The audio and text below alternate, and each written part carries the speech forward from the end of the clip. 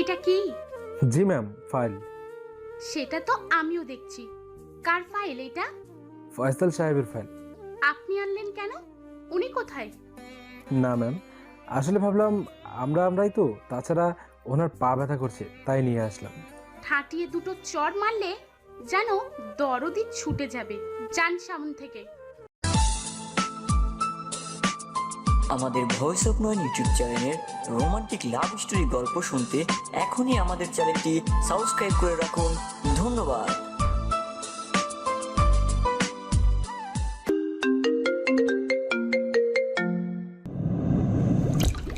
আমিও চুপচাপ বেরিয়ে পড়লাম ম্যামের কেবিন থেকে।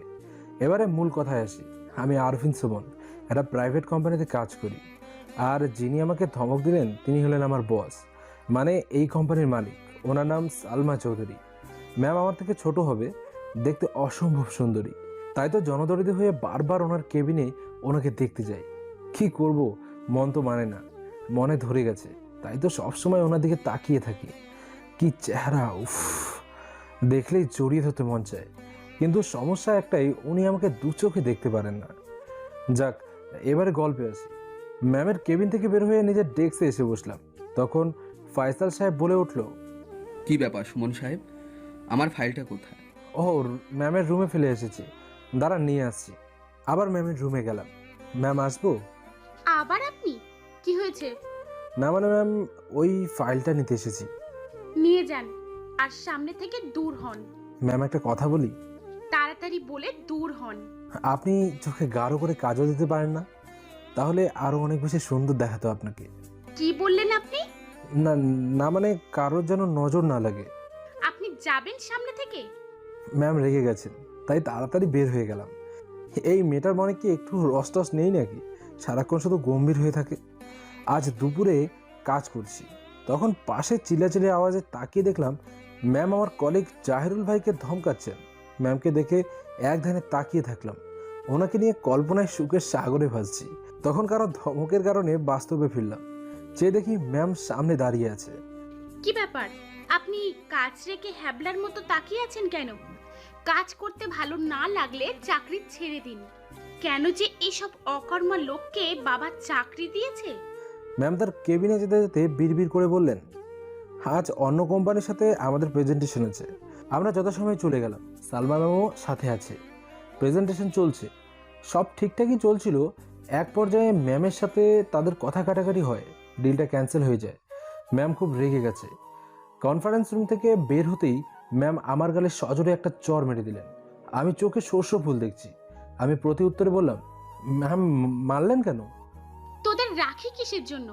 বসিয়ে বসিয়ে খাওয়ানোর জন্য? আমরা আবার কি করলাম? তোদের জন্যই তো ডিলটা ক্যান্সেল হলো। তোরা কিছু বললি না কেন? আমরা কিছু বলার আগে তো আপনি ওদের সাথে রেগে গেলেন। তোর সাহস তো কম না, তুই আমায় দোষ দিচ্ছিস। সামনে থেকে যা, তা না হলে তোকে কি করব তা আমি নিজেও জানি না।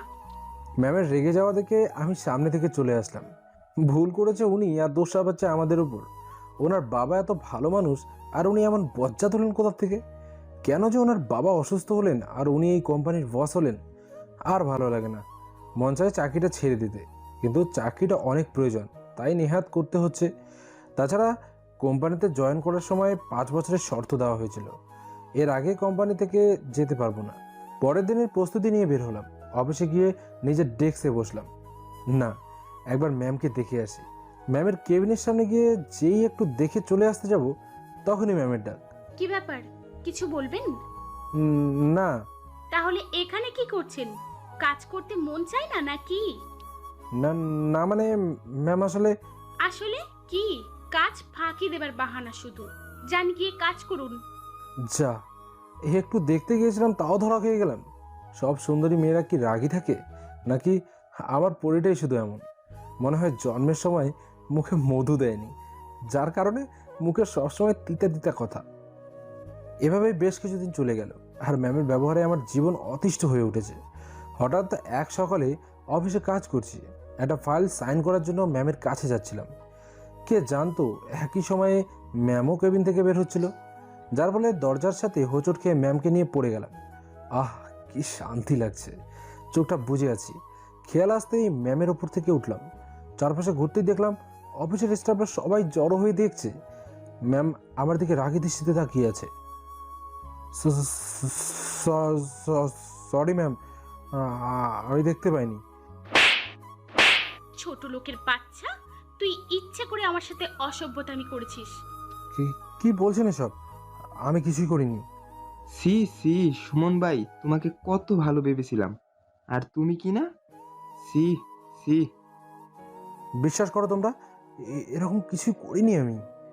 কি বিশ্বাস করতো ওরা? তুই আগে থেকে সুযোগ খুঁজছিলি আমার সাথে অসভ্যতামি করতে। আজ সুযোগ বুঝে তুই আমার সতীত্ব নষ্ট করতে চেয়েছিলি। এই বলে ম্যাম ন্যাকা কান্না শুরু করে দিল। আমি তো অবাকের পর অবাক, কি থেকে কি হয়ে গেল। ম্যাম যা বলছে তাই সবাই বিশ্বাস করছে। ফয়সাল ভাই, তুমিও বিশ্বাস করো? সে মাথাটা নিচু করে ফেললো। ইরা, তুমিও? ইরা সেখান থেকে চলে গেল। আমার তো প্রায় পাগল পাগল অবস্থা। তোমরা সবাই বিশ্বাস করো? আরে আমি তো ম্যামকে ভালোবাসি, ওনার সাথে কিভাবে এসব করব? একটু বিশ্বাস করো প্লিজ তোমরা। কিভাবে বিশ্বাস করি? কি প্রমাণ আছে তোমার কাছে? তুমি যে ম্যামের সাথে অসভ্যতামি করনি। প্রমাণ, তাই না? এক দৌড়ে কন্ট্রোল রুমে চলে গেলাম। সেখান থেকে তখনকার সিসি ক্যামেরার ফুটেজ চেক করলাম। হ্যাঁ, এই তো পেয়েছি।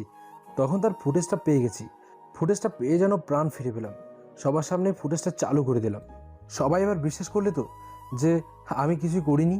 সবাই মাথা নিচু করে ফেললো। সবাইকে উদ্দেশ্য করে বললাম, কি করিনি আমি তোমাদের জন্য? কত কাজ আমি নিজে করে দিয়েছি তোমাদের। ম্যামের বকা খেয়েও তোমাদের ফাইল সাইন করে এনে দিয়েছি। এতদিন তোমাদের সাথে কাজ করেছি, এতটুকু চিনলে না আমাকে?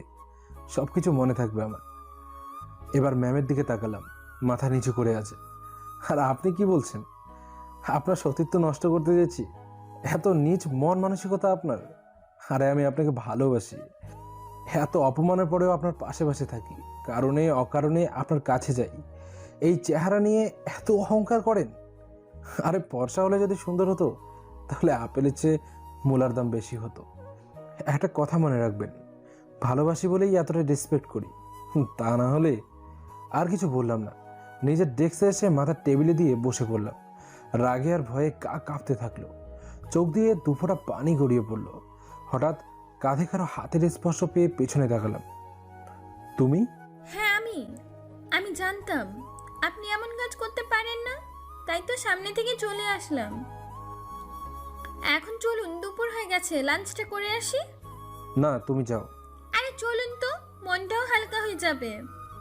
এক প্রকার জোর করেই বাইরে নিয়ে গেল। ফিরে এসে কাজ জমা দিয়ে বাসায় চলে আসলাম। রাতটা নির্ঘুম কাটালাম। আর চিন্তা করলাম, সালমা মানে ম্যামের সামনে আর এত যাব না। ওকে, ভালোবাসার ভূত মাথা থেকে তাড়াতে হবে। বামুন হয়ে চাঁদে হাত বাড়ানো ঠিক হবে না। আল্লাহ যা করে ঠিকই করে। পরের দিন অফিসে চলে আসলাম। অফিসের স্টাফরা সবাই কালকের ব্যবহারের জন্য সরি বলল। ইটস ওকে বলে দিলাম। তারপরেও ওদের প্রতি একটা অভিমান থেকেই গেল। আর ফয়সাল ভাইয়ের সাথে তো কথাই বলি না। এত ভালো জানতাম ওনাকে, আর উনি কিনা আমাকে অবিশ্বাস করলো।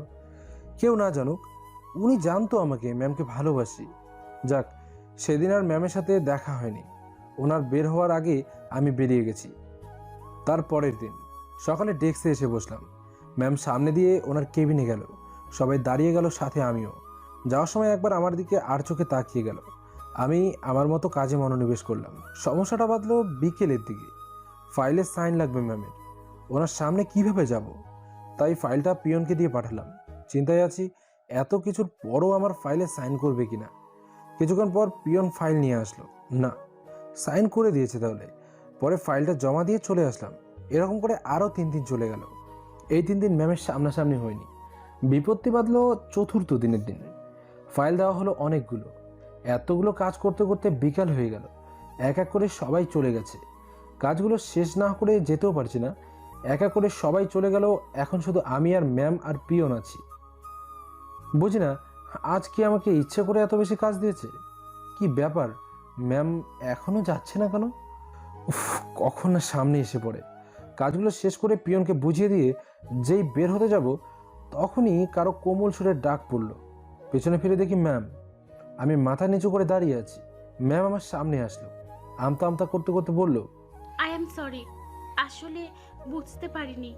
আমি চুপ করে আছি, তাই ম্যাম আবারও বলল, সুমন সাহেব, আই অ্যাম সরি।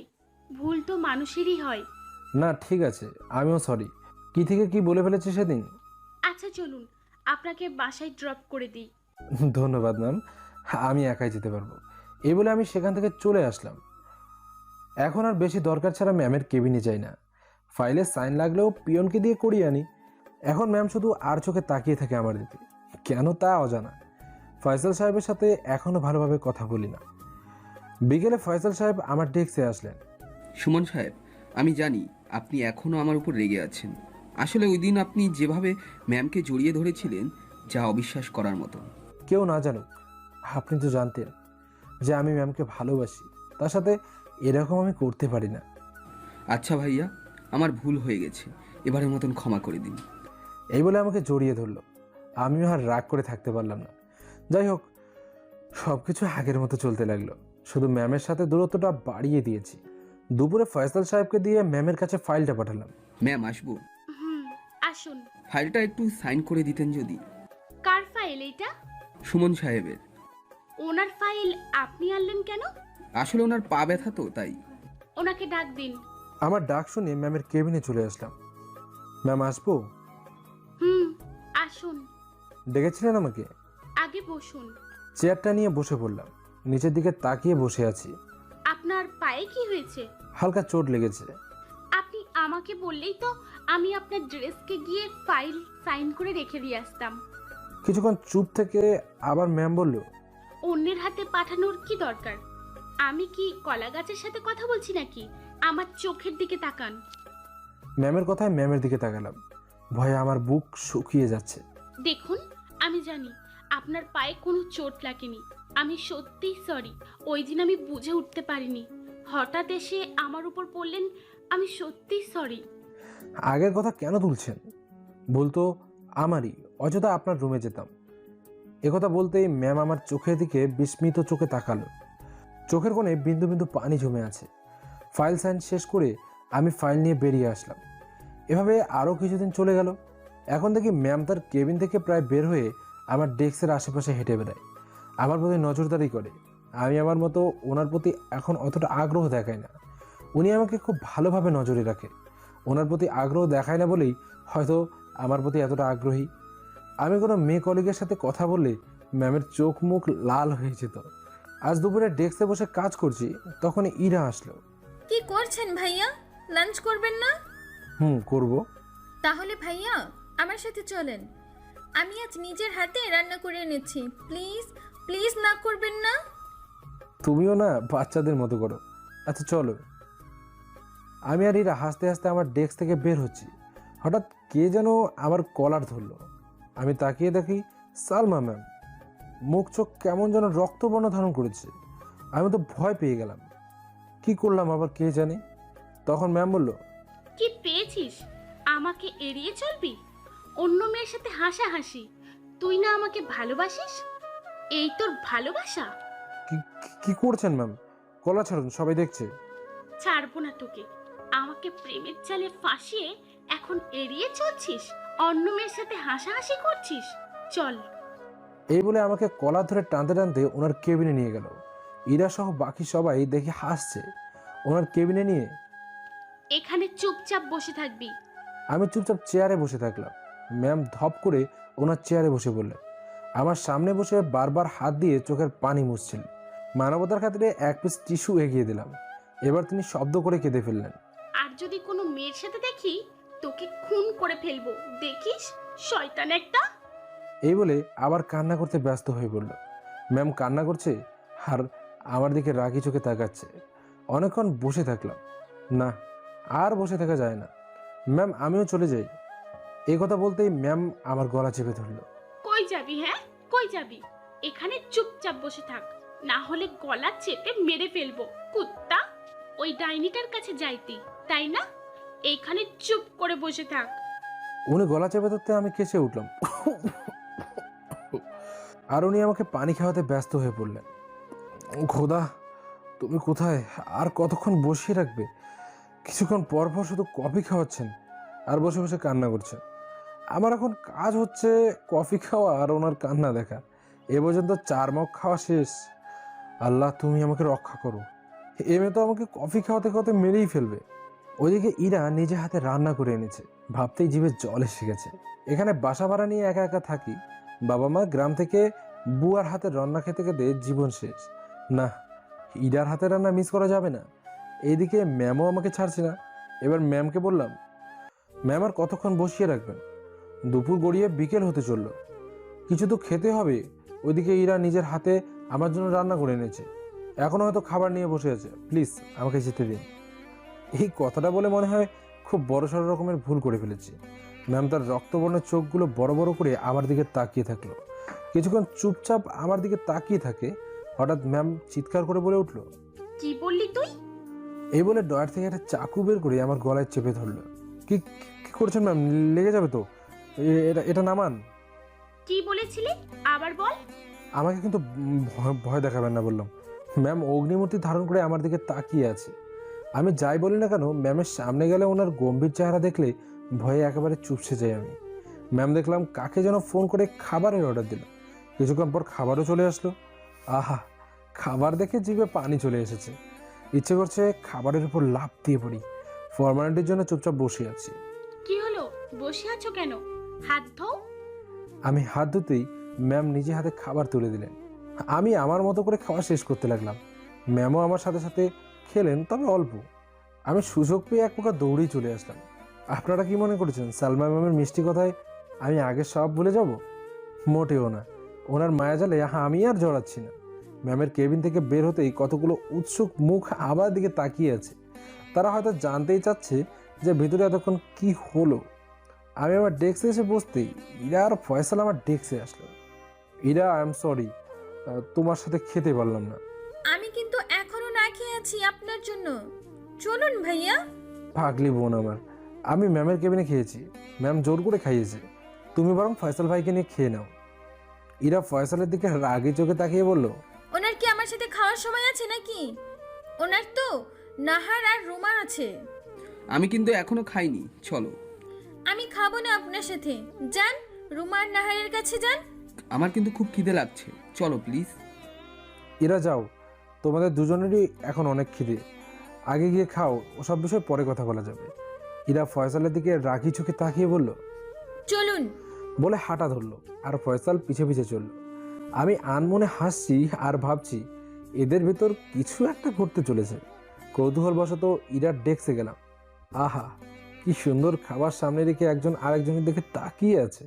আমি হালকাভাবে কাশি দিয়ে বললাম, খাবার সামনে রেখে বসে থাকতে নেই। আমার কথায় দুজনের শুভ দৃষ্টি বাধা ঘটল। দুজনেই বেশ লজ্জা পেয়ে গেল। তুমি মিয়া আর আসার সময় পেলে না, নিজে তো পেট পুজো করে এসেছো, এখন আমাদের খেতে দাও। ও শিওর শিওর, খাও। আমি কি সাহায্য করব? ফয়সাল ভাই আমার দিকে রাগি চোখে তাকালো। আচ্ছা খাও খাও, আমি পরে আসছি। আমি আমার ডেস্কে এসে কাজে মন দিলাম। ম্যামের সাথে যাতে দেখা না হয় তাই তাড়াতাড়ি বের হয়ে গেলাম। রাতে আর বাসায় খেলাম না। ম্যাম যা খাওয়ালো তাতে 2 দিন অনায়াসে কেটে যাবে। রাতে সুন্দর একটা ঘুম দিলাম। সকালে যথাসময়ে অফিসে চলে এসেছি। ম্যাম এখনও আসেনি, তাই ফয়সাল আর ইরা সহ বাকিদের সাথে কুশল বিনিময় করে কাজে মন দিলাম। কিছুক্ষণ পর ম্যাম আসলো। আমরা সবাই দাঁড়িয়ে গেলাম। ম্যাম দেখলাম আমার দিকে রাগি চোখে তাকিয়ে তার কেবিনে চলে গেল। যা বাবা, আমি আবার কি করলাম কে জানে। ওদিকে আমার কোনো ভ্রুক্ষেপই নেই। আমি আমার মতো কাজে মনোনিবেশ করলাম। একটা ফাইল জমা দেবো, তাই ম্যামের সাইন লাগবে। ওনার কেবিনে আমার যেতে মন চাইছে না, অন্যকে দিয়েও পাঠাতে পারবো না। অজ্ঞতা আমাকেই যেতে হলো। ম্যাম আসবো? হ্যাঁ আসুন, আপনার জন্যই তো ওয়েট করছি। আমি কাছে যেতেই ম্যাম চেয়ার থেকে উঠে আমার কলার ধরলো। এক টানে ওনার মুখের কাছে নিয়ে আসলো। ওনার প্রতিটা নিঃশ্বাস আমি অনুভব করতে পারছি। আবার হার্টবিট যেন ক্রমশই বেড়ে যাচ্ছে। ওই, তুই কালকে আমাকে না বলে চলে গেলি কেন? খুব বিরক্ত লাগছে আমার। আমি কলার থেকে হাত নামাতে নামাতে বললাম, দেখুন আমার এসব ভালো লাগছে না, সরুন। ম্যাম আমার দিকে কিছুক্ষণ তাকিয়ে থাকে। এইসব ভালো লাগে না কেন? তোকে তো থাপ্পড় দেওয়া উচিত। তাই দিন, এর থেকে বেশি কিছু আপনার থেকে আশা করা যায় না। আমার কথায় কিছুটা আঘাত পেয়েছে। দেখলাম ম্যামের চোখের কোণ থেকে কিছুটা জল গড়িয়ে পড়ল। আমি ফাইল রেখে রুম থেকে বেরিয়ে আসলাম। আমার ডেস্কে এসে বসলাম। না, ফাইলটা তো জমা দেওয়ার সময় হয়ে গেছে। ফাইলগুলো আমার উপরের কর্মকর্তা আলামিন ভাইয়ের কাছে জমা দিতে হয়, উনি এসব হ্যান্ডেল করেন। কিছুক্ষণ পর পিয়নকে পাঠালাম ম্যামের কেবিনে ফাইল আনতে। পিয়ন ফাইল নিয়ে আসলো। আমি ফাইলগুলো আবার চেক করার জন্য খুলতেই অবাক, ফাইলের পেপারগুলো ভিতরে জট লেগে গেছে। ভালো করে দেখে বুঝলাম ম্যামের চোখের পানি। কি মুসিবত রে ভাই, উনি কি আমাকে শান্তিতে থাকতে দেবেন না? আমি দিলাম সাইন করতে আর উনি কান্না করে ফাইলের ভেতরে সাগর তৈরি করে দিয়েছেন। কি আর করার, এগুলো এখন আবার শুকোতে হবে। পেপারগুলো খুলে একটা একটা করে ফ্যানের সামনে ধরলাম। পাশের ডেস্কের জাহিরুল ভাই দেখে বলল, কি ব্যাপার সুমন ভাই, এগুলো ভিজলো কিভাবে? কি আর বলবো দুঃখের কথা ভাই। হাতের সাথে জলের গ্লাস থেকে ফাইলে পড়লো, তারপরে যা হওয়ার তা তো দেখতেই পাচ্ছেন। অন্যদিকে দুজোড়া চোখ আমার আর ম্যামের সব কাহিনী দেখছে। তারা হলো হীরা আর ফয়সাল। ওরা দুজনে মুচকি মুচকি হাসছে। একেই বলে কারো পৌষ মাস তো কারো সর্বনাশ। অনেকক্ষণ ফ্যানের সামনে পেপারগুলো ধরে শুকালাম। দুপুরে আমার ডাক পড়লো ম্যামের কেবিনে। জি আসবো ম্যাম? হ্যাঁ আসো। ম্যামের দিকে তাকিয়ে দেখলাম ম্যামের চোখগুলো লাল হয়ে আছে, হয়তো কেঁদেছে। আমাকে ডেকেছিলেন? ম্যাম আমার পানে চেয়ে শান্তভাবে বলল, এখানে বসো। আমি বসলাম। ম্যাম এখানে কি কোনো কাজ আছে আমার?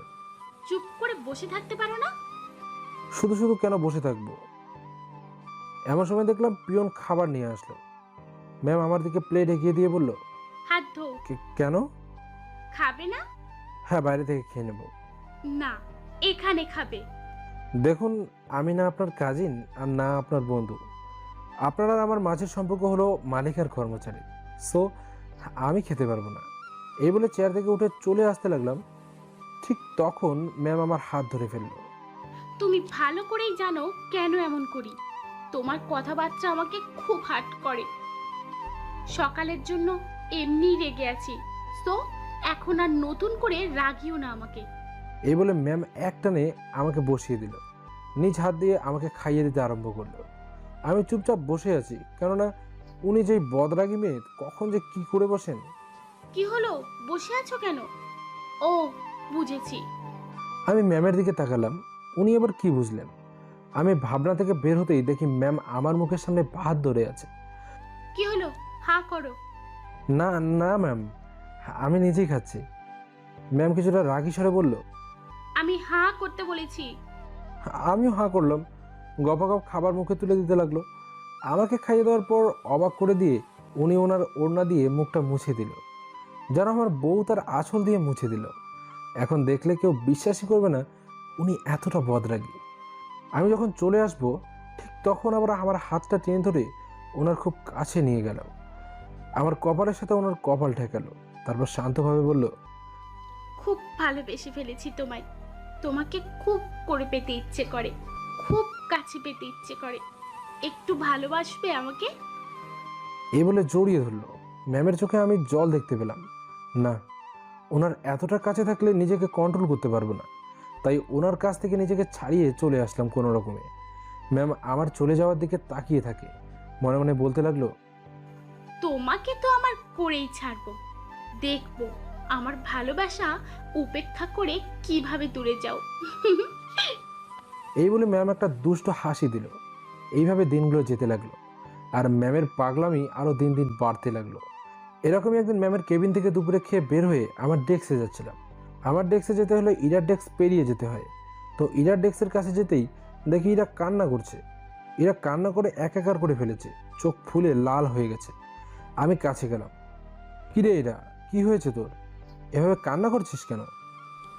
ভাইয়া, ফয়সাল নাহারের সাথে লাঞ্চ করতে গেছে। কলিগ যেহেতু যেতেই পারে, সমস্যা কি? ইরা রাগান্বিত স্বরে বলল, কলিগ হলেই যেতে হবে নাকি? ও কেন যাবে? ও নাহারের সাথে যেতে পারবে না, ব্যাস। এই কথা বলে ইরা আবার মাথা নিচু করে ফেললো। আমি ওর মাথাটা উঁচু করে ধরে ফেললাম। আমার দিকে তাকাও তো। এই তো ঠিক ধরেছি, তুমি ফয়সালকে ভালোবাসো?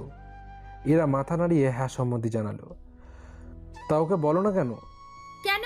উনি বোঝে না? শোনো, যত তাড়াতাড়ি পারো ওকে বলে দাও। হ্যাঁ বলবো। তার আগে ওনার সাথে হিসাব নিকাশ চুকাবো। কেন গেল উনি নাহারের সাথে? আচ্ছা আমিও চলি। আর হ্যাঁ বলে দিও কিন্তু। আমি আমার ডেস্কে চলে আসলাম। আমি জানি যে ফয়সালও ওকে ভালোবাসে।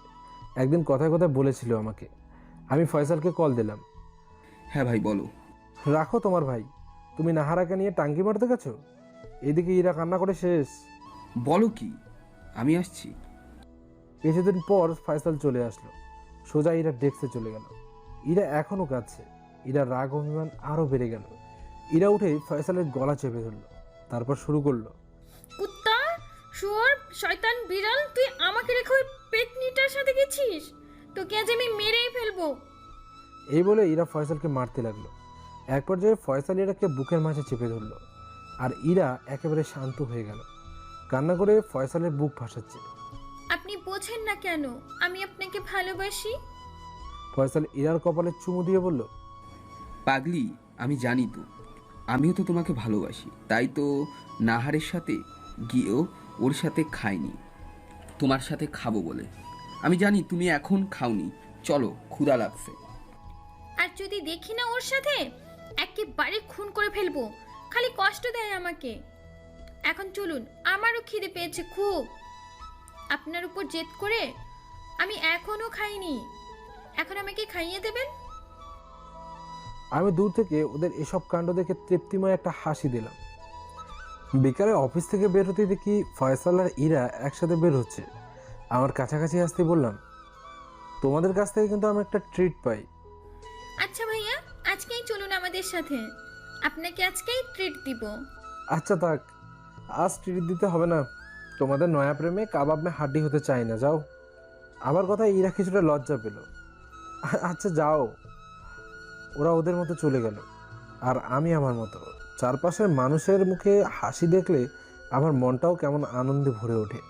এভাবেই বেশ কিছুদিন চলল। কাল সালমার জন্মদিন। তার বাসায় বিশাল আয়োজন করা হয়েছে।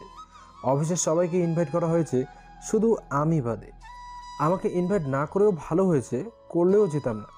কালকের দিনটা বন্ধ পাবো। কাল সারাদিন ঘুমিয়ে ঘুমিয়ে কাটাবো। আহ, কি শান্তি। আবার কিছুটা মন খারাপও হলো, সবাইকে ইনভাইট করলো আর আমাকে করলো না। এটা কি আমাকে অপমান করলো নাকি? বদ একটা অপমান করবি কর, এভাবে করা লাগে? আজ খেতেও ডাকলো না। সারি, তোকে পরে দেখে নেব। আমাকে অপমান? না, আর এই বিষয়ে ভাবা যাবে না। এগুলো ভাবতে ভাবতে আমার মাথা গরম হয়ে যাবে। কাজে মন দিলাম। বিকেলে যেন ম্যামের সাথে দেখা না হয়, তাই তাড়াতাড়ি করে বের হয়ে গেলাম। রাত পেরিয়ে সকাল হলো। আজ ম্যামের জন্মদিন। না, কিছু খেয়ে আবার ঘুম দিতে হবে। তার আগে মোবাইলটা বন্ধ করি, যাতে কেউ ডিস্টার্ব না করতে পারে। আহা, ঘুম কাকে বলে! এই অবেলায় পড়ে পড়ে ঘুমোচ্ছি। বেশিক্ষণ ঘুমোতে পারলাম না। দুপুরের পর দিয়েই কে যেন কলিং বেল বাজাচ্ছে। আমি গিয়ে দরজা খুলতে দেখলাম একজন আমার বয়সী লোক দাঁড়িয়ে আছে। কে রে ভাই এই অবেলায়? কি চাই? সরি স্যার, আপনার ঘুমে ডিস্টার্ব করার জন্য। ম্যাম আপনাকে যেতে বলেছেন, এখন রেডি হয়ে যেতে বলেছেন। তোমার ম্যাম কে? আর কোথায় যাব? ম্যামের নাম সালমা। আমার আর বুঝতে বাকি রইল না যে এইটা সালমা ম্যামের কাজ। আমি তো যাব না, কি করি? তুমি যাও, আমি পরে আসছি। সরি স্যার, আপনার জন্য গাড়ি পাঠানো হয়েছিল। তুমি যাও, তোমার ম্যামকে আমি বলছি। কিন্তু স্যার। কোনো কিন্তু নয়, যাও। লোকটাকে পাঠিয়ে দিয়ে আবার ঘুমের রাজ্যে হারিয়ে গেলাম। কিন্তু ঘুমাতে পারলাম না। কিছুক্ষণ পর আবার আসলো। আমি দরজা খুলে দেখি সে আবার এসেছে। গালের একপাশে লাল হয়ে আছে। চলুন স্যার। তুমি আবার এসেছো? যাও, আমি আসছি। সরি স্যার, আপনাকে ছাড়া যেতে পারবো না। আপনার কথা শুনে দেখুন ম্যাম আমার গালে কি করেছে। এখন আপনাকে ছেড়ে গেলে চাকরি থাকবে না আমার। এখন কি বলি? আমি একটা গাড়ি দেখিয়ে বলি, ওই গাড়িটা দেখেছো? আমি ওইটাতে করে যাব। আমার সাথে আরেকজন আছে, ওকে নিয়েই আমি যাব। তুমি যাও। সরি স্যার, আপনাকে ছাড়া যাওয়া যাবে না। আপনার জন্য স্পেশাল গাড়ি পাঠানো হয়েছে, সেটাতেই যাবেন। কি মাইন্ড কেয়ার, চিপায় আটকালাম। ওকে বুঝায় বুঝায় পাঠিয়ে দিলাম। কাল আমাকে ইনভাইট করেনি, আজ আসছে আমাকে গাড়িতে পাঠাতে। আবার স্পেশাল গাড়ি। তোর গাড়ির তলায় আগুন। না, বাসায় থাকা যাবে না, থাকলেই আবার আসবে। তার আগে গোসলটা সেরে নিই। গোসল করে একটা ট্রাউজার আর একটা গেঞ্জি পরে বের হওয়ার জন্য দরজা খুলতেই যা দেখলাম তা দেখে ভয়ে গলা শুকিয়ে গেল। সামনে তাকিয়ে দেখলাম সালমা ম্যাম দাঁড়িয়ে। মনে হয় সোজা অনুষ্ঠান থেকে এসেছে। পরনে বাদ্রের পোশাক, বাহ কি দারুণ লাগছে। ম্যাম আমার দিকে অগ্নি দৃষ্টিতে তাকিয়ে আছে। আমি ভয়ে ভয়ে বললাম, হ্যাপি বার্থডে ম্যাম। ম্যাম আমাকে কিছু না বলে বাসার ভেতরে চলে গেল। আমি পেছন পেছন গেলাম। ম্যাম, কোনো সমস্যা হয়েছে? আমাকে কল করলেই তো আমি চলে আসতাম। ম্যাম আমার দিকে তাকিয়ে চিৎকার করে বলল, ফাজলামো করো আমার সাথে? ফোন বন্ধ রেখে বলছো ফোন করতে? ফোন বন্ধ কেন তোমার? মন চায় ঠাটিয়ে দুটো চড় মারি। গাড়ি পাঠিয়েছিলাম, আসনি কেন? তোমার জন্য কত কিছু রেখে আসতে হয়েছে জানো? Sorry ma'am. সুমন, কতবার বলবো অফিস ছাড়া আমাকে নাম ধরে ডাকতে? আজ অন্তত আমার নাম ধরে ডাকো। কথাটা একেবারে শান্তভাবে মায়া লাগিয়ে বলল। কথাটা এত মায়া ছিল যে কথাটা ফেলতে পারলাম না। আমার চুপ থাকা দেখে ম্যাম আবার বলল, কি হলো সুমন? কিছু বলো, তোমার নীরবতা যে আমাকে কষ্ট দেয়। ঠিক আছে সালমা। সালমা একটা মুচকি হাসি দিল। ওর নাম ধরে ডাকায় হয়তো খুশি হয়েছে। আমি আবার রুমে ঢুকে রেডি হচ্ছি, খালি গা আমার। তখন হঠাৎ সালমা আমার রুমে ঢুকে পড়ল। আমি তো লজ্জায় গা ঢাকতে ব্যস্ত। কি করছো? রুমে আসলে কেন? সালমা একটা দুষ্টু হাসি দিয়ে বলল, এত লজ্জা পাচ্ছ কেন? আমিই তো। এখন এই দিকে ঘোরো। আমি ওর দিকে ঘুরতেই ওর আনা একটা ব্যাগ থেকে একটা গেঞ্জি বের করে পরিয়ে দিল। আর তার উপর একটা শার্ট এবং সর্বশেষে একটা কালো ব্লাউজার পরিয়ে দিল। কালো পোশাক আমার এমনিতেই খুব পছন্দ। তারপর একটা প্যান্ট আমার হাতে দিল, তা আবার কালো। নাও, এইটা পরো। নাকি আমি পরিয়ে দেব? দিই, পরিয়ে দিই। আমি এটা পরবো, তুমি রুম থেকে বের হও। তো পরো। তোমার সামনে পরবো নাকি? সমস্যা কি? আমিই তো। তুমি পরো তো। দাও, আমি পরিয়ে দিই। এই কি করছো? তুমি বের হও তো, তুই বের হও। আমি ওর হাত ধরে রুম থেকে বের করে দিলাম। কি মেয়ে মাইরি, আমার ইজ্জত নিয়ে টানাটানি শুরু করে দিয়েছে। আমি প্যান্ট পরে ইন করে পরিপাটি হয়ে রুম থেকে বের হলাম। রুম থেকে বের হতেই সালমা আমার দিকে হা করে তাকিয়ে রইল। একেবারে আমার রাজকুমারের মতো। ওর কথায় একটা মুচকি হাসি দিলাম। সুমন, আমার জন্মদিনের গিফট কোথায়? সবার থেকে কিন্তু আলাদা হতে হবে এবং স্পেশাল। আমি জানি ও কি চায় আমার কাছে, কিন্তু তা আমি দিতে পারবো না। চাইলেই দিতে পারি। আমি আমার ড্রয়ার খুলে ওর জন্য অনেক আগে কেনা কালো শাড়িটা দিলাম। হয়তো খুশি হবে না এই সাধারণ একটা শাড়িতে। আমি আর কিছু জিজ্ঞেস করলাম না, বললাম চলো। কিছুটা এগোতেই সালমা বলল, দাঁড়াও। আমি ঘুরে বললাম, জানি এটা তোমার পছন্দ হবে না। এর থেকে ভালো কিছু এই মুহূর্তে নেই আমার কাছে। অনেক আগে কিনেছি তোমাকে দেবো বলে। সালমা কিছু না বলে রুমের ভিতরে চলে গেল। এই কই যাচ্ছ? আমার কথার কোনো কর্ণপাত করলো না। কিছুক্ষণ পর সালমা রুমের ভেতর থেকে আমাকে ডাক দিল। আমি ভেতরে গিয়ে তো অবাক, সালমা আমার দেওয়া শাড়িটা পরেছে। কি হাঁ করে তাকিয়ে আছো কেন? এখানে আসো আর শাড়ির কুচিটা ঠিক করে দাও। আমি? হ্যাঁ, তুমি নাও, ধরো। এই বলে শাড়ির সামনের অংশটা আমার হাতে ধরিয়ে দিল। আমি সালমার দিকে ভালো করে তাকিয়ে দেখি সালমার পেটের অংশের কাপড় নেই। কি সুন্দর পেট! এটা দেখে আমি চোখ বন্ধ করে ফেললাম। কি হলো? চোখ বন্ধ করলে কেন? চোখ খোলো, আমার দিকে তাকাও। আমি ওর দিকে তাকালাম। সালমা আমার চোখের দিকে তাকিয়ে বলল, এই, এত লজ্জা পাচ্ছ কেন? দাও, কুচিটা ঠিক করে দাও, সময় হয়ে গেছে। আমি কুচিটা ঠিক করে বললাম, নাও পড়ে নাও এবার। তুমি পরিয়ে দাও। আমি পারবো না, তুমি পড়ে নাও। সালমা কিছুটা রেগে গিয়ে বলল, তাহলে কিন্তু আমি এইভাবেই চলে যাব। এই মেয়ের রাগী চেহারা দেখলে বিব্রত হয়ে যাই আমি কুচিটা পরিয়ে দিতেই আমার হাত সালমার পেটে লাগলো। সাথে সাথে আমার পুরো শরীরে শিহরিত হয়ে উঠল। সালমার চোখ বন্ধ করে ফেললো আর ঘন ঘন নিঃশ্বাস নিতে লাগলো। আমি কুচিটা পরিয়ে গিয়ে দাঁড়িয়ে গেলাম। সালমা এখনো চোখ বন্ধ করে আছে। এখনো চোখ বন্ধ করে আছো কেন? সালমার চোখ খুলে লজ্জা মিশ্রিত একটা হাসি দিয়ে বলল, চলো। আমার হাত ধরে টান দিয়ে সালমার খুব কাছে নিয়ে এসে বলল, আরে এত তাড়া কিসের?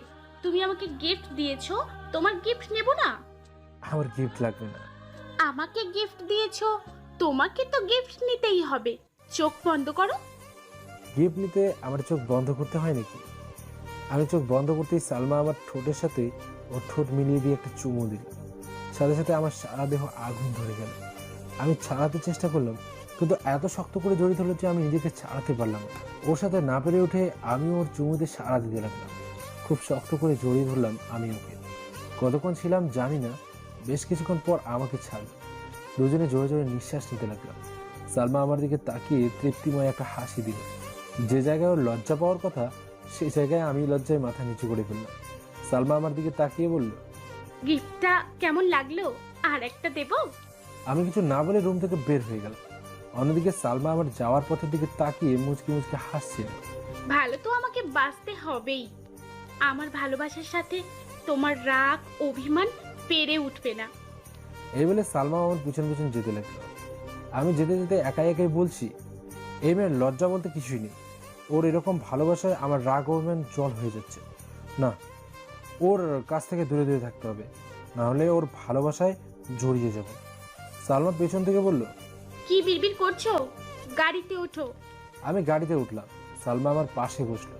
আমার একটা হাত ওর হাতের ভেতরে নিয়ে নিল। আমার ভালোই লাগছিল, তাই আর চাললাম না। কিছুক্ষণ পর আমার কাঁধে মাথা রেখে আমার দিকে তাকিয়ে রইল। এই মেয়ে তো আমার মনের রাজত্ব করেই ছাড়বে। গাড়ি চলতে লাগলো সালমাদের বাসার উদ্দেশ্যে। কিছুক্ষণ পর সালমাদের বাসার সামনে এসে উপস্থিত হলাম। না, বেশ জাঁকজমক করেই সাজিয়েছে বাড়িটা পেছন থেকে। কি হলো?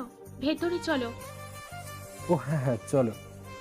ও আমার হাত ধরে হাঁটা শুরু করলো। আমি হাত ছাড়িয়ে নিলাম। এত লোকের মাঝে মালিক কর্মচারীর হাত ধরে হাঁটবে কেমন দেখায়। সালমা আমার দিকে তাকিয়ে বলল, হাত ছাড়লে কেন?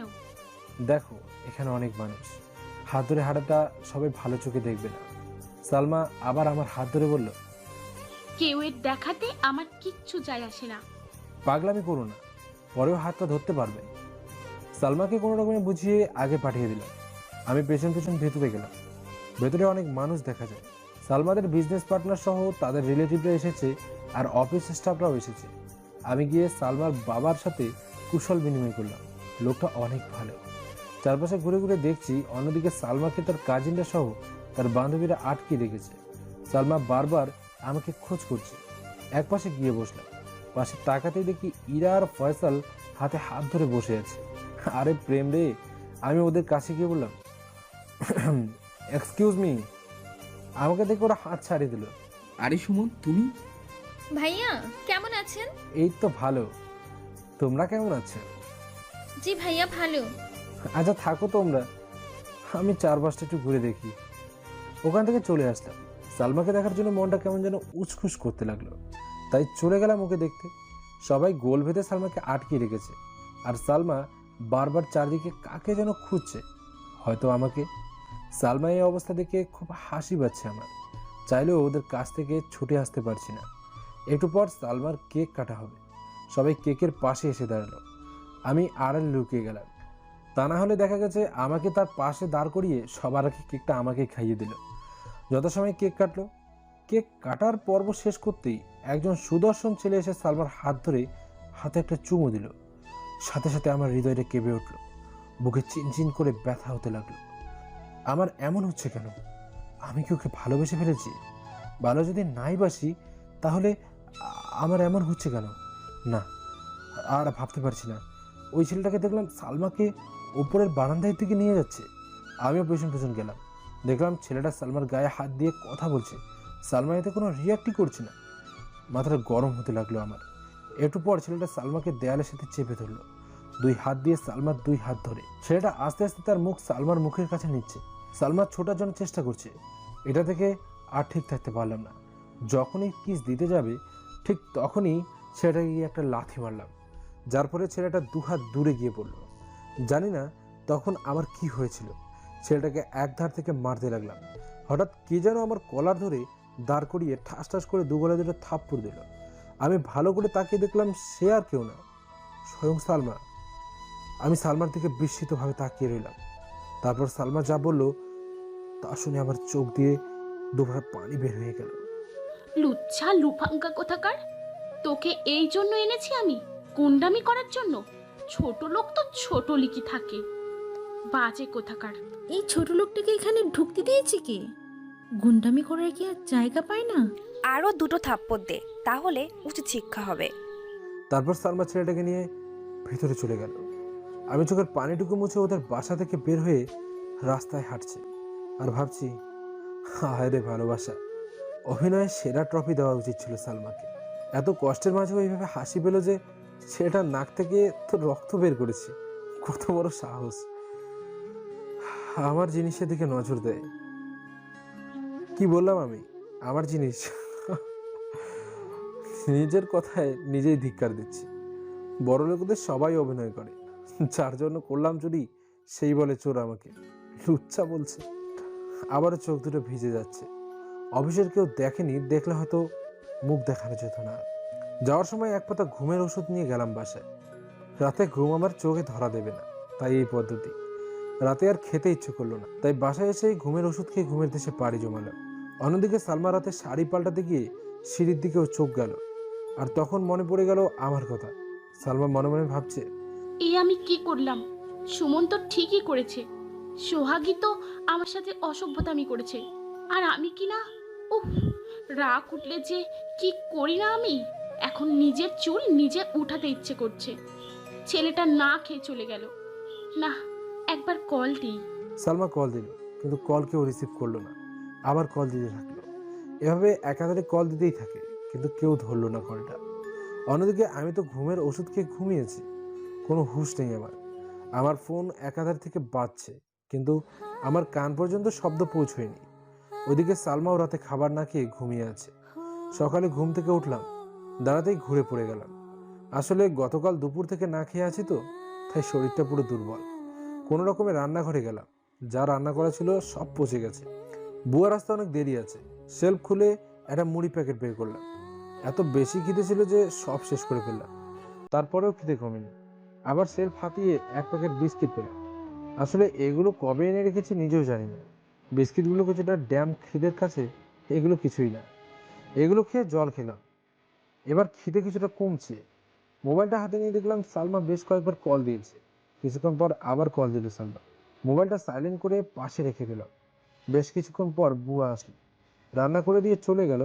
আমি খেয়ে দিয়ে আবার ঘুমিয়ে পড়লাম। রাত পেরিয়ে সকাল হলো, যথাসময়ে আমি অফিস চলে গেলাম। আমি আমার ডেস্কে বসে বসে ভাবছি ম্যামের সামনে কিভাবে মুখ দেখাবো। তখন ফয়সাল পাশের থেকে বলল, কি সুমন সাহেব, কাল কেক কাটার পর আর আপনাকে দেখলাম না। আসলে আমি খেয়ে আগে চলে এসেছি। ও, হুম। আমি বসে বসে ফাইল দেখছি, তখন ম্যাম আসলো। আমরা সবাই দাঁড়িয়ে গেলাম। আমি মাথা নিচু করে দাঁড়ালাম। কিছুক্ষণ পর ম্যামের কেবিনে ডাক পড়লো। আসবো ম্যাম? হ্যাঁ, আসো, চেয়ারে বসো। আমি গিয়ে বসলাম মাথা নিচু করে। আসলে সুমন, আমি সত্যিই সরি কালকের জন্য। তুমি তো জানোই রাগ উঠলে আমার মাথা ঠিক থাকে না। আসলে সোহাগ হলো আমাদের বিজনেস পার্টনার। ওদের সাথে 4 কোটি টাকার বিজনেস ডিল হয়েছিল। ও যদি উল্টা ক্যান্সেল করে দেয় তাহলে আমাদের অনেক লস হয়ে যাবে। আর আমি যখন ওকে থাপ্পড় দিতাম তখন তুমি এসে চট দিলে। আসলে আমি সরি, তোমাকে থাপ্পড় দিয়ে আমি নিজেও অনেক কষ্ট পেয়েছি। আমাকে মাফ করে দাও। সালমা আমার হাত ধরে বলল। আমি হাতটা ছাড়িয়ে নিয়ে বললাম, না ম্যাম, ঠিক আছে। আমার মতো সামান্য একজন কর্মচারীর জন্য আপনাদের এত বড় ক্ষতি হতে যাচ্ছিল। ম্যাম আহত কণ্ঠে বলল, সুমন প্লিজ মাফ করে দাও। সরি তো। আচ্ছা ঠিক আছে, মাফ করে দিলাম। তাহলে আপনি আপনি করে কেন বলছো? হাসালেন ম্যাম। সামান্য একজন কর্মচারী হয়ে মালিককে তুমি তুমি করে বলবো? হাসালেন ম্যাম। সুমন সরি তো। দেখলাম ম্যামের চোখ জোড়া ভিজে আসছে। ম্যাম কোনো কাজ থাকলে বলুন, অযথা বসিয়ে রাখবেন না। টেবিলে অনেকগুলো ফাইল জমা হয়ে আছে। ম্যাম আমার চোখের দিকে তাকিয়ে আছে। আমি রুম থেকে বেরিয়ে আসলাম। ম্যাম মাথা নিচু করে বসে আছে। আমি আমার ডেস্কে বসে কাজ করছি, তখন দেখলাম সোহাগ নামের সেই ছেলেটা ম্যামের কেবিনে যাচ্ছে। মনে হয় ডিলটা ফাইনাল করতে যাচ্ছে। ওকে দেখে হাসি পেল, মুখে এখনো মারের দাগগুলো আছে। কিছুক্ষণ পর ম্যামের কেবিন থেকে চিৎকারের আওয়াজ আসছে। আমি কাজে মন দিলাম। এবার শব্দটা অনেক জোরে আসছে। তাকে দেখি সোহাগ ম্যামের কেবিনের সামনে পড়ে আছে, আর ম্যাম গেট আউট বলে ডিলের কাগজপত্রগুলো ওর মুখের উপর ছুড়ে মারল। তোমাকে দেখে নেব। এই বলে সোহাগ চলে গেল। আমি একটু হাসলাম। হায় রে অভিনয়। দুপুরের সময় ম্যামের কেবিনে আবার ডাক পড়ল। আসবো ম্যাম? আসো, বসো। আমি বসলাম। সোহাগের সাথে ডিল ক্যান্সেল করে দিয়েছি। কেন? ওর জন্য তোমার সাথে খারাপ ব্যবহার করেছি তাই। আমার মতো সামান্য একটা কর্মচারীর জন্য এত বড় ডিলটা ক্যান্সেল করে দিলেন? এতে আপনাদের অনেক লস হয়ে যাবে। বারবার কর্মচারী বলবে না। আর তোমার চাইতে ডিলটা বেশি বড় না। ম্যাম হাসালেন। যাক, আমার জন্য যেহেতু আপনার এত বড় লস হয়েছে, তাই আমি সামান্য হলেও এর জন্য ক্ষতিপূরণ দেব। তা 3 মাস পর পেয়ে যাবেন। আচ্ছা, আমি বরং আসি এখন। দাঁড়াও, এখানে বসো। দেখলাম ম্যাম খাবার বাড়তে লাগলো। আমি হাসলাম। ম্যাম আগের মতোই শুরু করে দিয়েছে। হাসো কেন? সরি ম্যাম, আপনার সাথে খেতে পারবো না। আমার রাগ বাড়িও না, এখানে চুপচাপ বসে পড়ো। তোমার সাথে খাবো বলে এখনো খাইনি। ম্যামের চোখে স্পষ্ট পানি দেখতে পেলাম। দুঃখিত ম্যাম, আমি খেতে পারবো না, মাফ করবেন। বেরিয়ে আসতে যাব, তখন ম্যাম আমার হাত ধরে ওনার কাছে নিয়ে আসলেন। কিছুটা রেগে বলল। সুমন! আমি হাত ছাড়িয়ে নিয়ে বললাম, ইচ্ছে হলে আমাকে চাকরি থেকে বের করে দিতে পারেন। মুহূর্তেই ম্যামের রাগটা বেদনায় পরিণত হতে লাগলো। আমি রুম থেকে বের হয়ে কিছু দূর যেতেই ম্যামের কেবিনে ভাঙচুরের আওয়াজ পেলাম। পরে পিয়নের কাছ থেকে জানতে পারলাম খাবারের সবগুলো পেয়ালা ধরে ধরে আছাড় মেরে ভেঙেছে। মাঝে থেকে কষ্ট বাড়লো পিয়নের। খাবার পরিষ্কার করতে হবে। আমি বাইরে গিয়ে খেয়ে এসেছি। বিকেলে ডেস্কে বসেছিলাম, হঠাৎ পিয়ন এসে বলল ম্যাম নাকি ডাকছে আমায়। আমি ভেতরে গেলাম। ম্যাম ভেতরে আসবো? ম্যাম ভেতরে আসতে বলল। ভেতরে গিয়ে ম্যামের সামনে দাঁড়াতেই ম্যাম আমাকে জড়িয়ে ধরল। কাজটা যে এত তাড়াতাড়ি হলো আমি কিছুই বুঝতে পারলাম না। আমারও কেমন জানি ভালো লাগছিল। পরক্ষণে মনে হলো এটা তো ঠিক না, আমি এরকম করছি কেন। আমি ম্যামকে ঝটকা মেরে ছাড়িয়ে দিয়ে বলতে শুরু করলাম, কি মনে করেন আমি কি মানুষ না? আমার কি মন নেই? চাইলেন কাছে টেনে নিলেন, চাইলেন ছুঁড়ে ফেলে দিলেন। আপনার এই অভিনয়ের জন্য তো আপনাকে সেরা অ্যাওয়ার্ড দেওয়া উচিত। আমার কথায় ম্যামের চোখ থেকে টুপ করে এক ফোঁটা পানি বের হয়ে গেল। আমি আপনার সাথে যেতে পারবো না, আমাকে বারবার বিরক্ত করবেন না প্লিজ। এই বলে আমি আমার মতো চলে আসলাম। ম্যাম ঠায় দাঁড়িয়ে আছে, হয়তো কাঁদবে, কাঁদুক, তাতে আমার কি। এসব বলে অফিস থেকে বাড়িতে চলে আসলাম। তারপর রাতে একটু খাবার খেয়ে ঘুমিয়ে পড়লাম। পরের দিন অফিসে গেলাম। ম্যাম সামনে দিয়ে যাওয়ার সময় জল ভর্তি চোখে আমার দিকে তাকিয়ে চলে গেল। ঘন্টা কয়েক যাওয়ার পরে ম্যামের কেবিনে ডাক পড়ল। ম্যাম আসবো? আসো। ভেতরে গিয়ে দেখলাম ম্যাম একটা কফির মগ সামনে নিয়ে বসে আছে। ব্যাপার কি, আজকে একটা কফির মগ? বসো। ডেকেছেন কেন? জানো, তোমার কালকের কথায় কত কষ্ট পেয়েছি। কাল সারা রাত ঘুমাতে পারিনি। এভাবে আঘাত করে আর কথা বললে না, আমি সইতে পারি না। এখন আমাকে ডাকার কারণ কি? এই কফিতে তোমার ঠোঁটের ছোঁয়া চাই। এখন কেন জানি না, হাঁটা চলা সবখানে মন তোমার ছোঁয়া চাই। আজ কেন জানি না ওকে কষ্ট দিতে মন চাইল না, তাই কফির মগটা হাতে নিতে নিতে বললাম, কেন করেন এমন পাগলামি? আমি একটু খেয়ে ওর কাছে ফিরিয়ে দিলাম। কেন করি তা জানো না? তোমাকে ভালোবাসি তাই। আমি শান্তভাবে বললাম, দেখুন আপনি আমার চেয়ে আরও ভালো ছেলে পাবেন। আর তাছাড়া আপনি কখনো আমার সাথে মানিয়ে নিতে পারবেন না। আমার মা বাবা থাকে গ্রামে, সেখানে তো কখনোই থাকতে পারবেন না। সর্বশেষ কথা, আমি আপনাকে ভালোবাসি না। দেখো, তোমাকে আমি আগেও বলেছি, আমার তোমার থেকে ভালো কাউকে দরকার নেই। আর আমি সব পরিবেশ মানিয়ে নিতে পারি। না পারলে তুমি আছো না। শেষ কথা কি বলছো তুমি? আমাকে ভালোবাসো না? আমার চোখের দিকে তাকিয়ে বলো তো, আমি তোমাকে ভালোবাসি না। ওর চোখের দিকে তাকানোর সাহস আমার নেই, তাই অন্যদিকে তাকিয়ে বললাম, তোমাকে আগেও বলেছি আমি তোমাকে ভালোবাসি না। আমি কোনো অহংকারী মেয়েকে ভালোবাসি না। আর আমার সাথে এরকম করলে আমি এগ্রিমেন্ট ভঙ্গ করে চাকরি ছেড়ে চলে যাব। আমার কথায় ম্যাম আমার দিকে হা করে তাকিয়ে আছে। আমি চলে আসলাম।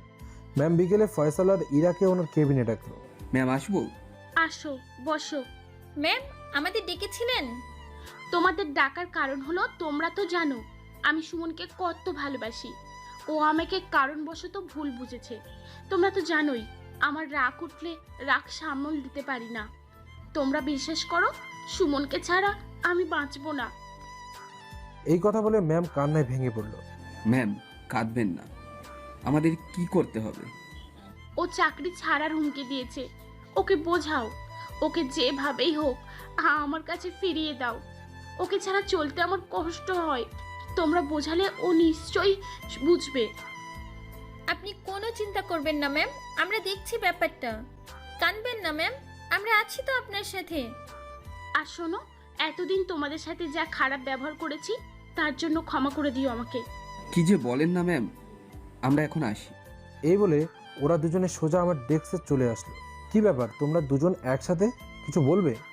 না মানে সুমন ভাইয়া, ম্যাম তোমাকে সত্যি অনেক বেশি ভালোবাসে। ওনার সাথে আর অভিমান করে থেকো না। হ্যাঁ সুমন, ও ঠিকই বলেছে, আর রাগ করে থেকো না। এবার আমি ওদের দিকে ভালো করে তাকিয়ে বললাম, দেখো ইরা, তোমাকে আমি আমার ছোট বোনের মতো জানি, আর ফয়সাল তোমাকে বড় ভাইয়ের মতো। সো ভাই বোন কখনো অন্য মেয়ের সাথে তার ভাইকে প্রেম করতে বলে না। আশা করি তোমরা বলবে না। দেখলাম ওরা মুখটা কালো করে চলে গেল। যাওয়ার সময় দেখলাম আমার সাথে কথা না বলে বের হয়ে যাচ্ছে। বুঝলাম আমার সাথে অভিমান করছে। ওদের সামনে গিয়ে বললাম, তোমরা রাগ করেছো? আমরা তোমার কে যে রাগ করব? আমি ইরার গালে হাত দিয়ে টেনে বললাম, আরে বোন আমার দেখি বেশি জেদি হয়ে গেছে। ভাইয়ের ওপর রাগ করে থাকতে নেই বোন। ইরা দেখলাম কেঁদে দিল। এই জন্যই ওকে এত ভালো লাগে, সহজ সরল মেয়েটা। একটুতেই কেঁদে দেয়। আমি ইরার চোখের পানি মুছে দিলাম। তখন ইরা বলল, আমার চোখের পানি মুছলে কি হবে তোমার? সালমা ম্যামের চোখের পানি তো এখনো পড়ছে। আবার ঘুরে এক কথা, শোনো বোন আমার, ফয়সাল ভাই তুমিও শোনো, ওর আর আমার মাঝে বিশাল ব্যবধান, তা তোমরা কেন বোঝো না? ধরো তোমাদের কথা ধরে ওর সাথে প্রেম করলাম, এর শেষ পরিণতি কি? বিয়ে। ও কি পারবে আমার সাথে মানিয়ে নিতে? কখনোই পারবে না, বুঝলে এটা? ওরা দেখলাম মাথা নিচু করে ফেললো। আমি ইরার গালে হাত দিয়ে বললাম, পাগলি বল আমার, চলো তোমাদের আজকে ট্রিট দেবো, এবার তো একটু হাসো। ইরা আমাকে মুচকি হাসি দিল। এই তো হয়েছে, চলো। ওদের নিয়ে রেস্টুরেন্টে গিয়ে ট্রিট দিলাম। অন্যদিকে ম্যাম আমার এই কথা বলার পর বেশি একটা জোর খাটানোর সাহস পায় না। এইভাবে কিছুদিন চলে গেল। এর ভেতর কোম্পানি ডেভেলপ হওয়ার জন্য ম্যামের বাসায় ছোটোখাটো একটা পার্টি দিয়েছে, অফিসের সবাইকেই নিয়ে। তো কাল সন্ধ্যায় অনুষ্ঠান, দুপুরে কাজ করছি। তখন ম্যাম আমার ডেস্কে আসলো। আমি দাঁড়িয়ে গেলাম। আমাকে বললেই তো আমি চলে আসতাম। না থাক, শোনো, তোমাকে কিন্তু কাল আসতেই হবে। আমি মুচকি একটা হাসি দিলাম। ম্যাম আবারও বলল, হাসলে হবে না, তোমাকে কিন্তু আসতেই হবে। আমি প্রতি উত্তরে আবারও একটা মুচকি হাসলাম। ম্যাম হয়তো বুঝতে পেরেছে আমি আসবো না, তাই রাতে ওনার বাবাকে দিয়ে আবার কল করলো। আমি সালাম দিয়ে বললাম, ওয়ালাইকুম সালাম স্যার, কেমন আছেন? এই তো বাবা ভালো। শোনো, যে কারণে তোমাকে কল দিয়েছি তা হলো কাল কিন্তু তোমাকে অবশ্যই অবশ্যই থাকতে হবে। না মানে স্যার, আমার মানে টানে বাদ, কাল তুমি সবার আগে আসবে, ব্যাস রাখছি। কি আর করার। পরের দিন বিকেলে ওদের বাসার উদ্দেশ্যে রওনা দিলাম। বাসার সামনে যেতেই দেখি সালমা দাঁড়িয়ে। রিক্সা থেকে নামলাম। ও আমার সামনে এসে দাঁড়ালো। আসতে কোনো সমস্যা হয়নি তো তোমার? জি না ম্যাম। আচ্ছা চলো। আমি কিছু না বলে ভেতরে যেতে লাগলাম। ম্যাম আমার পেছন পেছন আসতে লাগলো। ভেতরে গিয়ে দেখলাম অনেকেই চলে এসেছে। আমি সোজা স্যারের সাথে দেখা করতে চলে গেলাম। কেমন আছেন স্যার? এই তো ভালো বাবা, তুমি এসেছো, যাও সবার সাথে কথা বলো। আমি সবার সাথে কথা বলতে লাগলাম। সালমা যেন কোথায় গিয়েছে। মেয়েটাকে আজ পরীর মতো লাগছে। কিছুক্ষণ পর রুমে আসলো। এসেই তার ঢং মার্কা কথা, তুমি আগে চলে আসছো আর আমি তোমার সাথে আসতে চেয়েছি, তুমি না একটা। থাক আর বলতে হবে না। আচ্ছা চলো ওখানে গিয়ে বসে। হ্যাঁ চলো। রুমার সাথে বসে কথা বলছি, তখন কোথা থেকে যেন সালমা এসে আমার হাত ধরে টানতে লাগলো। আরে কি হয়েছে ম্যাম? দেখে তো মনে হয় রেগে আছো। টানতে টানতে উপরে বারান্দায় নিয়ে গেল। একটা দোলনাতে নিয়ে বসালো। আরও নিজে আমার সামনের চেয়ার টেনে বসলো। আমার দিকে চোখ দুটো বড় বড় করে তাকিয়ে আছে। এইভাবে তাকালে আমি অনেক ভয় পেয়ে যাই। ম্যাম এইভাবে তাকিয়ে আছেন কেন? আর এখানে নিয়ে আসলেন কেন? ম্যাম কিছুটা চিৎকার দিয়ে বলল, তুমি জানো না কেন তাকিয়ে আছি? শোনো, তুমি আমার রাগ পারিও না। তুমি জানো রাগ উঠলে আমি রাগ কন্ট্রোল করতে পারি না। সালমা কিছুক্ষণ চুপ থেকে বলল, কি খাবে? না কিছু না। সালমা একটু দুষ্টু হাসি দিয়ে বলল, তুমি না খেলেও আজ আমি খাবো। কি? তোমার ঠোঁট। এই বলে আমার ঠোঁটের উপর হামলা করলো। চুমুক দিয়ে ধরে রেখেছে। ধরেই রেখেছে, ছাড়ারই নাম নেই। আমি আর না পেরে ওর পিঠে খামচি ধরলাম। কিছুক্ষণ পর হঠাৎ ওর বান্ধবীরা চলে এসলো। সালমা এবার ওদের কথায় আমাকে ছেড়ে দিল। আমি হাঁপাচ্ছি। সালমা একটু দম নিয়ে তার বান্ধবীদের বলতে লাগলো, কি হয়েছে? তোমাদের আসার আর সময় টময় নেই, চলে এসেছিস। দেখছিস যে আমরা দুজন একসাথে আছি, তোদের মন চাই তো, তোদের জন্য আর পারলাম না। ওর এই কথা শুনে ওর বান্ধবীরা হেসে দিল। ও সরি সরি, ভুল সময় চলে এসেছি। তাহলে আমরা আসি, হ্যাঁ? না থাক, যাওয়া লাগবে না, ওর সাথে পরিচিত হয়ে নে। আমি ভালো করে তাকিয়ে দেখলাম এরা তো তারাই যারা আমাকে আগে অপমান করেছিল। এবার আমি সালমাকে বললাম, আমার মতো ছোট লোকের সাথে কি ওনারা পরিচিত হবেন? সরি ভাইয়া, সেদিন বুঝতে পারিনি যে সালমা আপনাকে এত ভালোবাসে। আসলেই কিন্তু আমি একটা ছোট লোক। সরি তো ভাইয়া, আমরা বুঝতে পারিনি। আমরা তো আপনার ছোট বোনেরই মতো। ওই দিনের কথা ভুলে যান প্লিজ প্লিজ। আচ্ছা ঠিক আছে। আচ্ছা সালমা, আমরা যাই তাহলে, তুই তোর কাজ সার। ওরা চলে গেল। সালমা আমার দিকে ঘুরে তাকালো। কাছে আসো, কেন? বাকিটুকু সেরে নি। বাকিটুকু মানে? তুমি আসো তো, এত বোঝাতে পারবো না। আজ কোনো বাধা দেবে না আমাকে। এই কথা বলে সালমা আমার উপর ঝাঁপিয়ে পড়ল। আমি সত্যি সালমাকে কোনো বাধা দিতে পারিনি। অনেকক্ষণ পর সালমা আমাকে ছেড়ে দিল। আমার ঠোঁট জোড়া লাল হয়ে গেছে, চোখ জোড়া আগুন হয়ে গেছে। ওর মতিগতি ভালো না দেখে আমি পাশ কাটিয়ে নিচে দৌড় দিলাম। সালমা পেছন থেকে বলতে লাগলো, এই কোথায় যাও? এখনো হয়নি তো আমার, এদিকে আসো। আমি এই কথা শুনে আরো জোরে দৌড়িয়ে নিচে চলে গেলাম। নিচে যেতেই রুমা এসে ধরলো। তোমাকে কতক্ষণ ধরে খুঁজছি, তুমি কোথায় গিয়েছিলে? ওপরে ছিলাম। তোমার চোখ এমন কেন? ঠোঁট জোড়া লাল হলো কিভাবে? কি হয়েছে আমাকে বলো তো। রুমা কি কিছু বুঝে ফেললো নাকি? কই কি হয়েছে? গরম চা খেতে গিয়ে এমনটা হয়েছে। ও, আমি তো অন্য কিছু মনে করেছি। আচ্ছা চলো ওইদিকে চলো। কিছুক্ষণ পর খাওয়ার সময় হয়ে গেল। আমরা বসে গেলাম খেতে। এবার যেই মুখে দিতে যাব তখন কে যেন হাত ধরলো। তাকিয়ে দেখি সালমা। কি ব্যাপার ম্যাম? তুমি এখানে খাচ্ছ কেন? তো কোথায় খাবো? ভেতরে আমার সাথে। সরি, সবাই যেহেতু এখানে খাচ্ছে আমিও এখানেই খাবো। সালমা কিছুটা রেগে বলল, ওই, তুমি আর সবাই এক হলে নাকি? তাছাড়া বাবা তোমাকে ভেতরে যেতে বলেছে। কি আর করার, স্যার যেহেতু বলেছে তাহলে তো যেতেই হবে। ওনার সাথে ভেতরে গেলাম। উড়িম্মা, এত খাবার কে খাবে রে? কি ব্যাপার, দাঁড়িয়ে আছো কেন? বসো। আমি বসলাম, সালমাও বসলো। স্যার কোথায়? ভেতরে? আচ্ছা, ডাকছি। বাবা, বাবা। কিছুক্ষণ পর স্যার আসলেন। আমি সালমা আর ওর বাবা খাচ্ছি। খাওয়ার মাঝে সালমার বাবা বলল, শোনো সুমন, আমার মেয়েটা এতটা খারাপ না যতটা তুমি ভাবো। আমার মেয়েটা উপর উপরে একটু রাগী, কিন্তু ওর ভিতরটা একদম নরম, একেবারে ওর মায়ের মতো। সালমা বাকিটুকু এমন হয়েছে ওর মা নেই বলে। ওর মাও খুব ছোট থাকতেই মারা যায়। সালমাকে কখনো কারোর জন্য কাঁদতে দেখিনি, কিন্তু তোমার জন্য প্রায়ই কাঁদে, যা আমার চোখে এড়ায় না। এবার চুপ করো তো। খাওয়ার ভিতর এত কথা বলে কেউ? আমি সালমার দিকে তাকালাম। ও মাথা নিচু করে আছে, লজ্জায় নাক কান গাল লাল হয়ে আছে। যা লাগছে না এখন ওকে। আমি খেয়ে উঠতেই ও নিজের খাওয়া রেখে টাওয়ালটা এগিয়ে দিল। আমি হাত মুছে স্যারের কাছ থেকে বিদায় নিয়ে চলে আসব। তখন ম্যাম আমার হাত ধরে বলল, আজকে থেকে গেলে হয় না? এটা কি আমার কোনো রিলেটিভের বাসা নাকি যে থেকে যাব? ও, তোমার কথা সরু, এখনো বদলায়নি। তখনকার মতো আর একটা লাগবে বুঝি। আসো, এদিকে আসো। আমি এই কথা শুনে এক দৌড়ে মেইন রাস্তায় চলে আসলাম। তার পরের দিন থেকে আবার অফিস। এখন সালমা ম্যামকে দেখলে আগের মতন মনমোটা লাগে না, একটু খুশি খুশি মনে হয়। তো সেদিন অফিসে কাজ করছি, তখন রুমা আসলো আমার ডেস্কে। রুমাকে কেমন যেন উত্তেজিত মনে হচ্ছে। আমাকে হুট করে বলে ফেললো, সুমন, তোমার সাথে আমার কিছু কথা আছে। হ্যাঁ বলো। এখানে না, ক্যান্টিনে চলো, সেখানে কফি খেতে খেতে বলি। দেখছো না হাতে কাজ, এখানেই বলো। রুমা আমার হাত ধরে টানতে টানতে নিয়ে গেল আর বলতে লাগলো, আমার জরুরি কথা না বলে থাকতে পারবো না, চলো।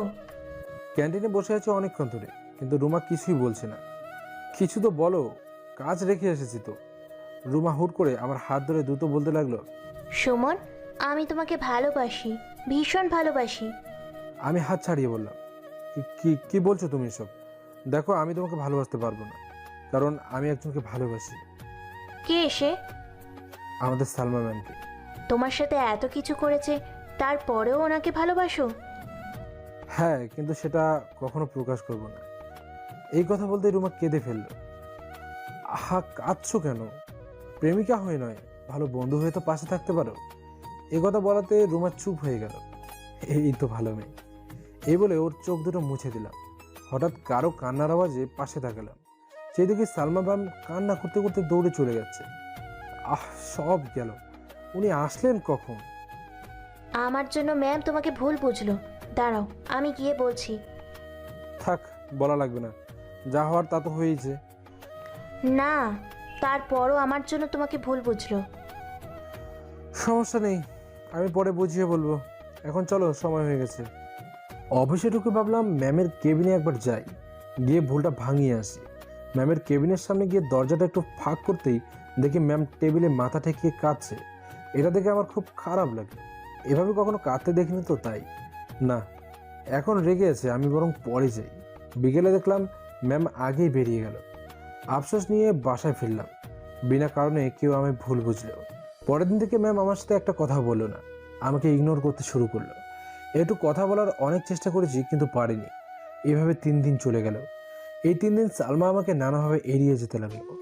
যে মেয়ে আমার সাথে একটু কথা বলার জন্য পাগল হয়ে যেত, সে মেয়ে আজ 3 দিন আমার সাথে কথা বলে না, আমাকেও বলতে দেয় না, সবসময় এড়িয়ে চলছে বিনা কারণে। না, আর মেনে নেওয়া যায় না। আমি সোজা ম্যামের কেবিনে গিয়ে ঢুকলাম। দেখলাম ম্যাম মাথা নিচু করে বসে আছে। আমি যেতেই ম্যাম মাথা উঁচু করে আমার দিকে তাকালো। আমি বলতে লাগলাম, সালমা, তুমি আমাকে শুধু শুধু ভুল বুঝছো। তুমি যেটা দেখেছো আমাকে আর বলতে দিল না। উঠেই শরীরে যত শক্তি ছিল একটা থাপ্পড় মারলো। তারপর বলতে শুরু করলো, শাট আপ মিস্টার সুমন, ভুলে যাবেন না আমি আপনার বস, আর আপনি আমার কোম্পানির সামান্য একজন কর্মচারী। বুঝতে পেরেছেন? এই কথা শুনে বুকটা ধক করে উঠল। আমি তার উপরেও সাহস সঞ্চয় করে বললাম, আসলে আপনি সেদিন ভুল দেখেছেন। আপনি আমাকে শুধু শুধু ভুল বুঝছেন। আপনার কোনো কথা শুনতে চাই না আমি। আপনি এখন যেতে পারেন। আমি কিছুক্ষণ ওর মুখের দিকে তাকিয়ে থেকে সেখান থেকে চলে আসলাম। সোজা ওয়াশরুমে চলে আসলাম। ওর দেওয়া থাপ্পড়ের চেয়েও ওর বলা কথাগুলো আমাকে বেশ আঘাত করেছে। চোখের পানি কেন জানি আমার বাধা মানছে না। আয়নায় তাকিয়ে দেখি ঠোঁট ফেটে রক্ত বের হচ্ছে। রক্ত মুছে চোখে পানি দিয়ে বের হলাম। ডেস্কে গিয়ে বসলাম। সালমা বাসায় গিয়ে ওয়াশরুমে গেল ফ্রেশ হতে। তখন তার হাতের দিকে তাকিয়ে কেঁদে দেই। হাতে রক্ত লেগে আছে আমার ঠোঁটের। সালমা জোরে কেঁদে দেয় আর চিৎকার করে বলতে লাগে, এই হাত দিয়ে আমি আমার জানকে মেরেছি। জানি তুমি কষ্ট পেয়েছো, তোমার থেকে বেশি কষ্ট আমি পেয়েছি। সালমা চিৎকার করে কেঁদে চোখ লাল করে ফেলেছে। সালমা তার রুমে শুয়ে শুয়ে কাঁদছে। অন্যদিকে সালমার বাবা সালমাকে খেতে ডাকছে। যখন দেখলো কোনো সারা শব্দ নেই, তখন সালমার রুমের দরজা ঠেলে ভেতরে গিয়ে দেখে সালমা বালিশে মুখ গুজে কাঁদছে। সালমার বাবা সালমার পাশে গিয়ে বসে সালমার মাথায় হাত বুলিয়ে দেয়। কি হয়েছে মা, কাঁদছিস কেন? সালমা এবার তার বাবাকে জড়িয়ে ধরে কেঁদে ফেলে। কি হয়েছে মা, আমাকে বল। বাবা, এই হাত দিয়ে আমি আজকে সুমনকে মেরেছি। এই হাত দিয়ে। ওকে খুব ভালোবাসিস? হ্যাঁ, খুব। ওকে ছাড়া আমি বাঁচবো না। আচ্ছা, কি করা যায়? আমি দেখছি, তুই খেতে আয়। না বাবা, আমার খিদে নেই। আচ্ছা, আমি ঢেকে রেখে যাচ্ছি, পরে খেয়ে নিস। অন্যদিকে সালমার হাতের থাপ্পড় খেয়ে আমার পুরো জ্বর এসে গেছে। পরদিন আর অফিসে যেতে পারলাম না। ওইদিকে সালমা ম্যাম প্রতিদিনের মতো আমাকে দেখতে না পেয়ে বুকের ভেতর আনচান আনচান করতে থাকে। উকি দিয়ে চারপাশ দেখতে থাকে, কিন্তু কোথাও আমাকে দেখতে পায় না। ম্যাম তার কেবিনে গিয়ে পিয়নকে খবর দিল। পিয়ন আসলো। আজ কি সুমন আসেনি? জি না ম্যাম। আচ্ছা, তুমি যাও। সালমা টেনশনে কপালটাকে টেবিলের সাথে ঠেকালো। চোখের কোণ থেকে পানি বেয়ে বেয়ে পড়ছে। হঠাৎ কারো গলার আওয়াজে উপরে তাকালো। সে দেখে রুমা। ওকে দেখে সালমা তেলে বাগানে জ্বলে উঠল। তুমি কি চাও এখানে? আমার কাছ থেকে আমার মূল্যবান জিনিস ছিনিয়ে নিয়ে গেলে কেন বলো? কেন করলে এমন? এখন কি চাইতে এসেছো? আমার সামনে থেকে সরে যাও। চলে যাও আমার সামনে থেকে। এই বলে সালমা টেবিলে মাথা ঠেকিয়ে কাঁদতে লাগলো। রুমা সালমার মাথায় হাত দিল। সালমা এক ঝটকায় হাত ছাড়িয়ে নিল। ছোবে না তুমি আমায়। আমার একটু কথা শুনুন। তারপর রুমা সব খুলে বলল। সালমা এবারে আরো বেশি করে কাঁদতে লাগলো। তুমি আগে বলনি কেন? সুমন বলতে বারণ করেছে। ও আমার সাথে অভিমান করে আজ আসেনি? তবে একটা কথা সত্য যে সুমন আপনাকে ভীষণ ভালোবাসে। এই কথা বলে রুমা সেখান থেকে চলে আসে। সালমা কাঁদতে কাঁদতে বলে, আমি কি করে ওর সামনে মুখ দেখাবো? কাল ওর কাছে ক্ষমা চেয়ে নেব, দরকার হলে পা ধরবো। পরদিন অনেক কষ্ট করে একটা রিজাইন লেটার লিখলাম। ওর বাবার দেওয়া এগ্রিমেন্ট ডেট যেহেতু শেষ, সেহেতু আমি চাকরি ছাড়তে পারি। খুব সকালে রিজাইন লেটারটা নিয়ে গিয়ে পিয়নের কাছে দিয়ে আসলাম। সালমা অফিসে গিয়ে আগে আমাকে খুঁজতে লাগলো। কাল রাত থেকে আমার জন্য ব্যাকুল হয়ে আছে। পিয়ন বলে চিৎকার দিতে লাগলো। কি হয়েছে ম্যাম? সুমন আসেনি? হ্যাঁ এসেছিল, এটা দিয়ে গেছে। সালমা খামটা খুলেই একটা চিৎকার দিয়ে অজ্ঞান হয়ে গেল। সবাই ধরে হাসপাতালে নিয়ে যায়। অন্যদিকে আমি দুপুরে শুয়ে আছি, তখন আমার ফোনে একটা কল আসে। আমি ধরে দেখি ইরা। কল রিসিভ করাতেই ওপাশ থেকে কান্নার আওয়াজ শুনতে পেলাম। কি হয়েছে, কাঁদছিস কেন? তুমি এমনটা কেন করলে? চাকরিটা কেন ছাড়লে? তাতে কি হয়েছে, ফয়সালকে নিয়ে আমার বাসায় চলে আসিস। অন্যদিকে সালমার জ্ঞান আসতেই চিৎকার দিয়ে বলতে লাগলো, আমার সুমন কই? আমি সুমনের কাছে যাব। এই বলে সালমা দৌড়ে নিচে গিয়ে সোজা গাড়ি নিয়ে আমার বাসায় চলে আসলো। আমি শুয়ে আছি, তখন কলিং বেলের আওয়াজ শুনতে পেলাম। মনে হচ্ছে কলিং বেল ভেঙে ফেলছে। আমি দরজা খুলতেই কে যেন আমার বুকে ঝাঁপিয়ে পড়ল। দুজন মিলে বাসার ভেতরে পড়ে গেলাম। আমি চেয়ে দেখি সালমা। আমি ছাড়িয়ে নিয়ে বললাম, কি হয়েছে ম্যাম, এমন করছেন কেন? আমাকে মাফ করে দাও প্লিজ, আমি তোমাকে ছাড়া বাঁচতে পারবো না। কি বলছেন, পাগল হলেন নাকি? আমার মতো সামান্য একজন কর্মচারীর জন্য মরে যাবেন? আমি সত্যিই তোমাকে ভালোবাসি। ওরকম তো রাগ উঠলে প্রায় বলি। দেখুন, আমি আপনাকে আগেও বলেছি, এখনো বলছি, আমি আপনাকে ভালোবাসি না। ও বুঝেছি, এভাবে কাজ হবে না। এই বলে সালমা চারপাশে কি যেন খুঁজতে লাগলো। তারপর ফল কাটার ছুরিটা নিল। কি করছেন কি আপনি?